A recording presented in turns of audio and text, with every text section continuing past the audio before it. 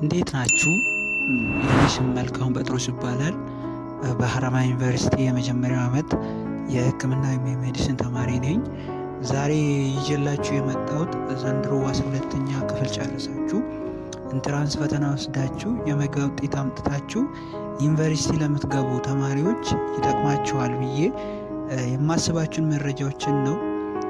ስለዚህ መጀመሪያ ይህንን የዩቲዩብ አካውንት ሳብስክራይብ በማድረግ ለብዙ እንዲደርስ ሼር በማድረግ እና ላይክ በማድረግ እንዲሁም የምትፈልጉትን ኮመንት በማድረግ እንድትከታተሉኝ ነው።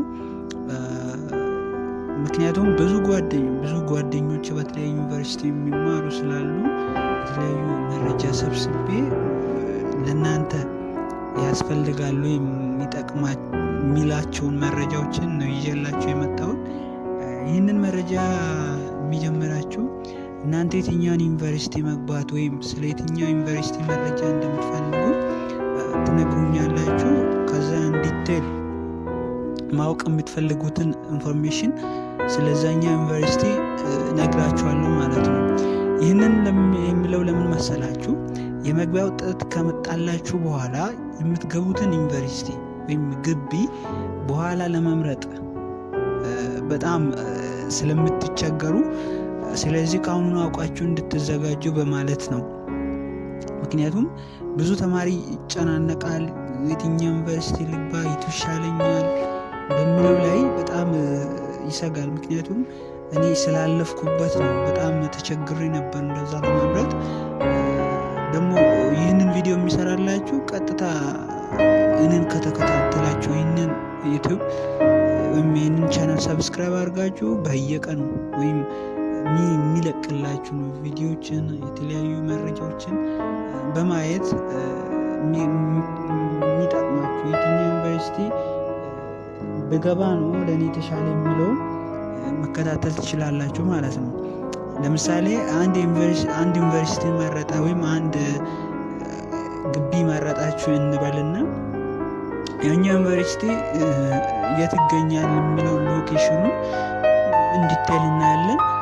ኢንቫይሮንመንቱ ምን አይነት ነው፣ ፈተናው ምን አይነት ነው፣ ደግሞ ምን አይነት ተማሪ የኛውን ዩኒቨርሲቲ ይገባሉ የሚቀላቀላል፣ ስለ ኮምፒቲሽን ያለውን ሁኔታ፣ ደግሞ ወደፊት መማር ስለምትፈልጉት ዲፓርትመንት ወይም ፊልድ እንነጋገራለን። ደግሞ ፕሮሰሱ ምን አይነት እንደሆነ እናወራለን። ፕሮሰስ ስል ለምሳሌ ምንም አይነት ዩኒቨርሲቲ በሲም ሞልታችሁ ብቻ አገቡ። ምሳሌ አዲስ አበባ የራሱ የሆነ አዲስ አበባ ዩኒቨርሲቲ የራሱ የሆነ ሸገር ኢንስቲትዩት ኦፍ ቴክኖሎጂ የሚለውም ምዝገባውን ጀምሯል።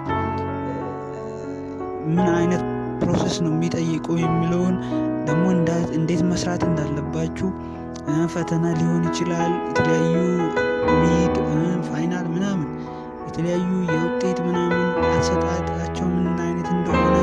ምክንያቱም አንድ ተማሪ ዩኒቨርሲቲ የሚገባው ጠንክሮ ጥሩ ውጤት ሰርቶ የሚፈልገውን ዲፓርትመንት ገብቶ እንደ ፊውቸር ወይም ወደፊት የሆነ ህይወት ወይም የሆነ ጥሩ ነገር እያደረገ እንዲኖር ነው እና ስለዚህ ከአሁኑ እንድብዝ ምስጢሩን አውቃችሁ መዘጋጀት ወይም መጠበቅ ይገባችኋልና ስለዚህ ይህንን ነገር ትኩረት ሰጥታችሁ ሳትቀልዱ፣ ምክንያቱም ወደፊታችሁን የሚወስን ነገር ስለሆነ በትኩረት እንድትከታተሉ እላለሁ።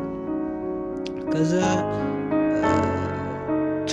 ይህንን ቻናል ሰብስክራይብ በማድረግ ኮመንት በመስጠት ምን አይነት ሀሳቦች እንዳላችሁ ለእኔ በመግለጽ አይዲያችሁን ወይም ሀሳባችሁን ሼር በመደራረግ አብረን እንድንቀጥል ይሁን። አመሰግናለሁ።